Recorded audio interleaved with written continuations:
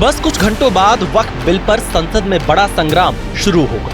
इसमें किसकी जीत होगी और किसकी हार, नतीजा जल्द ही सामने आ जाएगा। हम वक्फ अमेंडमेंट बिल में विस्तृत रूप से चर्चा करना चाहते हैं और बिजनेस एडवाइजरी कमेटी इसमें तय करे। बिल नहीं है बल्कि ये वक्फ बर्बाद बिल है ये। लेकिन उससे पहले बिल को लेकर हो रही सियासत को समझिए कि कौन किधर है।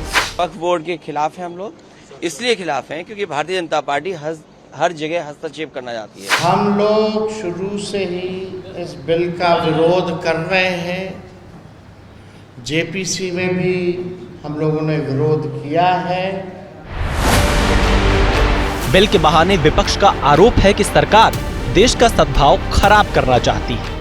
और जिनको मुसलमान वोट की चाहत है, वो चाहे चिराग पासवान साहब हो, चाहे वो जयंत चौधरी साहब हो, चाहे वो चंद्रबाबू नायडू साहब हो, चाहे वो नीतीश कुमार जी हो, मुसलमान कभी माफ नहीं करेगा अगर आपने इस बिल को पास होने दिया इस संसद से। कुमार जी को सर्टिफिकेट की जरूरत नहीं है। नीतीश कुमार जी ने पिछले 20 वर्षों में मुसलमानों के उत्थान के लिए जो काम किया है, वो देश की आजादी के बाद किसी राज्य में आज तक किसी सरकार ने काम नहीं किया। वक्फ बिल के खिलाफ मुस्लिम समाज कई बार सड़कों पर उतरा। ईद पर भी कई जगह काली पट्टी बांधकर विरोध जताया।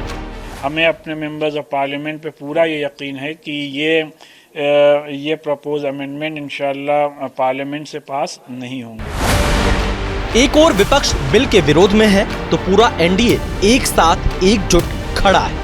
ये जरूर हम लोग के तरफ से है कि भाई रिट्रोस्पेक्टिव नहीं हो, अगर पास्ट में कोई बात है तो उसको उस पर कोई आंच नहीं आए। पारित करने के पक्ष में आप लोग? बिल्कुल मैं पक्ष। एनडीए के सहयोगी और केंद्र में मंत्री रामदास अठावले ने कहा कि बिल मुसलमानों के हक में और अपोजिशन मुसलमान का विरोध कर रहे हैं, ये मतलब एंटी मुसलमान है, ऐसा उनके ऊपर हमारा आरोप है और मुसलमानों के फायदे की अगर ये बिल है। वक्फ बिल पर हो रही राजनीति के बीच वक्फ पर बनी जेपीसी के चेयरमैन का बयान भी सामने आया।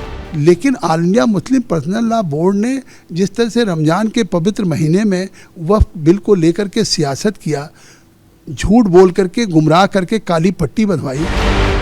वक्फ बिल पर हो रही सियासत के बीच अल्पसंख्यक एवं संसदीय मामलों के मंत्री किरेन रिजिजू ने भी बड़ा बयान दिया है। इतने सालों से चल रहा है और इसको गैर संवैधानिक बताना, अनकॉन्स्टिट्यूशनल, अनलॉफुल बताना, इससे बड़ा झूठ क्या हो सकता है। अब सवाल है कि बिल पर वोटिंग होगी तो क्या होगा, किसका पलड़ा भारी पड़ेगा। लोकसभा में कुल 543 सांसद हैं। बहुमत के लिए 272 का नंबर चाहिए। फिलहाल बिल के साथ 294 सांसद हैं और बिल के खिलाफ 248 सांसद। एक सांसद की स्थिति अभी साफ नहीं है। अगर यही आंकड़ा रहा तो लोकसभा में वक्फ संशोधन बिल पास हो सकता है, यानी विरोध का कोई असर नहीं पड़ेगा।